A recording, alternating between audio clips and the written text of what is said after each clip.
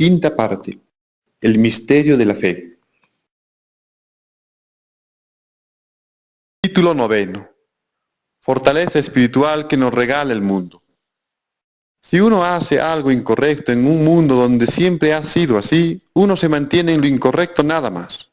Pero si uno denuncia lo incorrecto y con sus hechos afirma hacer lo que es correcto en un mundo donde todo estuvo mal, se verá coaccionado a mantenerse siempre en lo correcto, hasta el final, por temor al qué dirán o a que nos tomen por falso. Por eso, por el temor al qué dirán no debemos dejar de hacer el bien, sino que por el contrario con más razones debemos de realizarlo. Porque aquel que instaura a propia fuerza lo bueno, en donde siempre se hizo lo malo, encontrará y adquirirá en su propio empeño de hacer el bien, a fuerza contraria, su principal fuente de energía que le permitirá obtener aquella fuerza de voluntad o fuerza espiritual que le regala el mundo, y que valora a Dios en alguien que ha decidido no equivocarse nunca más, hasta llegar a realizar el bien de manera natural por propia fe en Cristo Jesús. Porque aquel que lucha contra el pecado hasta la muerte, agrada a Dios y es coronado por Él con la vida eterna. Bajo la premisa anterior se deduce que la fortaleza espiritual se desarrolla con la práctica constante de adquirir dominio propio en el Señor, hasta llegar a someter por completo a nuestros malos instintos. Es decir, el hombre debe de delimitar sus acciones a lo establecido por Dios en nuestro Señor Jesucristo, para no salirse de lo correcto de todo. Eso es andar por el Espíritu y no por la carne, o sea, hacer la voluntad de Dios dejando de lado el ideal terrenal del mundo. Y para andar por el Espíritu, nuestra conciencia debe de superar a nuestras tentaciones para ser perdonados por Dios, y en consecuencia recibir de Él su Espíritu Santo, para ser considerados como sus verdaderos hijos.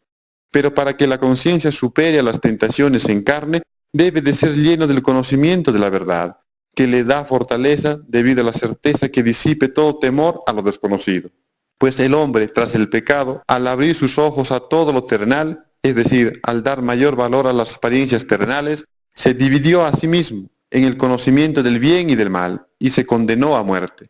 Porque en su espíritu está el hacer el bien, pero debido a lo terrenal, el hombre confunde su juicio y deja de hacer el bien por seguir las apariencias terrenales que lo confunden, pues le hacen pensar que en su carne está la vida y no en su espíritu.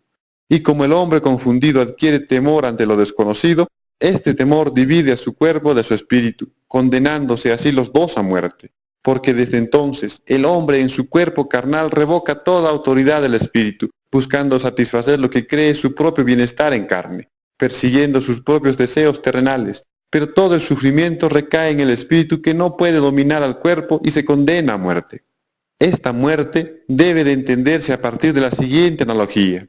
Así como cuando alguien se fractura alguna extremidad, su cuerpo pierde movilidad en esa parte, incluso cuando esa parte permanezca todavía en su cuerpo, así también, si el cuerpo se divide del espíritu mediante el ideal terrenal que lo confunde y siembra temor ante lo desconocido, el espíritu pierde control del cuerpo, aun cuando el espíritu esté todavía en uno. Y el cuerpo sigue teniendo aliento debido al espíritu, pero está como muerto en vida. Por el contrario, si el espíritu abandona al cuerpo, éste pierde por completo el aliento, pues el espíritu que le otorgaba aliento ya no está con él.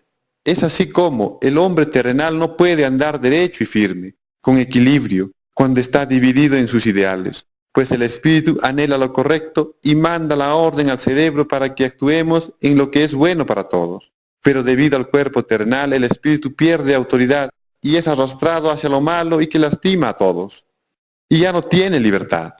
Por eso el hombre, al vivir siguiendo sus instintos carnales, pierde por completo el control de sí mismo, y ya no es quien se manda, sino que lo gobierna su instinto terrenal, al cual está sometido por el temor que tiene la muerte. Y como los instintos carnales nunca son racionales, con ello, el hombre terrenal está renunciando por completo a su libertad para hacerse esclavo de sí mismo. El hombre está renunciando a su conciencia para servir al pecado, que es todo aquel ideal que se opone a la voluntad de Dios y le hace infeliz. Y así, el hombre está renunciando a su espíritu para servir al cuerpo, renunciando a la vida para terminar en la muerte, pues el cuerpo sin espíritu está muerto. Entonces, una manera de vencer nuestros instintos carnales es mediante la fe, ya que la fe es fruto de la certeza en la verdad de Dios, y de ese modo produce paciencia. y mediante la paciencia obtenemos paz que nos origina tranquilidad, y con ello experimentamos el verdadero amor que produce felicidad en verdadera libertad, pues en el amor no existe temor. Es por eso que la ira y la desesperación distorsionan nuestro juicio y nos alejan de la verdad, y terminamos obrando como irracionales porque vivimos para hacernos mal a nosotros mismos y a los demás. Por ello, exhórtense unos a otros que, siempre, ante algo que les haya sucedido y que les parezca malo, no hagan nada indebido en respuesta a ello, tan solo acérquense a Dios. Miren que no siempre se dan estas oportunidades.